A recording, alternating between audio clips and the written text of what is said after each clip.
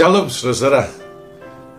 Beberapa tahun belakangan ini saya sering menerima postingan dari teman-teman tentang orang tua yang terlunta-lunta menjadi gelandangan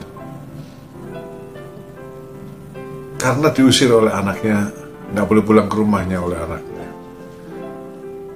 Di Indonesia belum ada, tapi di negara-negara lain, Amerika, di Tiongkok kelihatannya banyak. Di tempat lain saya tidak tahu. Lalu juga ada yang lebih halus sifatnya, yaitu orang tua dibawa aja, dititipkan ke panti Wereda, meskipun itu di luar kemauan orang tuanya. Ditolak di rumahnya dengan berbagai macam alasan. Memang orang tua itu repot, saudara, ya. Menjaga orang tua itu repot. Biasanya cerewet. Ya, orang tua memang begitu. Padahal si orang tua sendiri mungkin tidak merasa kalau dirinya cerewet, gitu ya.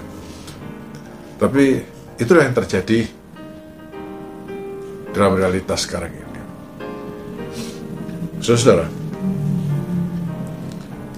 kalau orang tua ditolak di rumah, itu ada alasan tadi, cerewet, susah ngurusnya, gitu. Tapi kalau kita bicara soal Natal, maka yang terjadi kan bukan Tuhan itu susah ngurusnya. Dalam Yohanes 1 ayat 11 dikatakan, Ia datang kepada milik kepunyaannya, tetapi orang-orang kepunyaannya itu tidak menerimanya. Saudara-saudara, Tuhan datang ke miliknya, dunia, manusia, itu miliknya semua, kepunyaannya, tapi ditolak. Di Bethlehem tidak dapat tempat untuk menginap.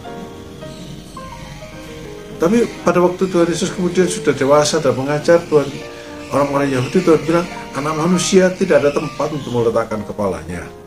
Bahkan kemudian kan Tuhan Yesus itu disalib sampai mati. Tapi secara penolakan Tuhan Yesus itu kan tidak terjadi waktu dulu saja.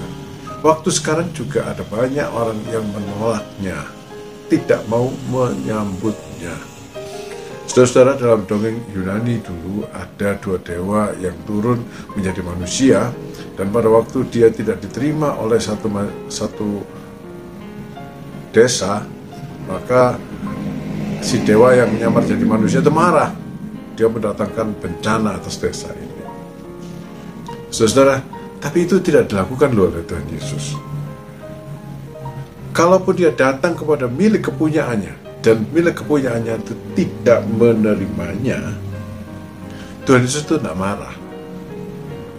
Tuhan Yesus itu bukan Tuhan yang susah diurus. Bukan pula seperti orang tua yang cerewet. Tapi Tuhan Yesus itu Tuhan yang penuh dengan maaf, penuh dengan pengampunan. Dia datang bukan untuk cari kesalahan orang, dia datang untuk menghapuskan, untuk menanggung dosa manusia. Itu sebabnya dikatakan, meskipun dia ditolak, ayat tadi dilanjutkan, tetapi dia tidak marah.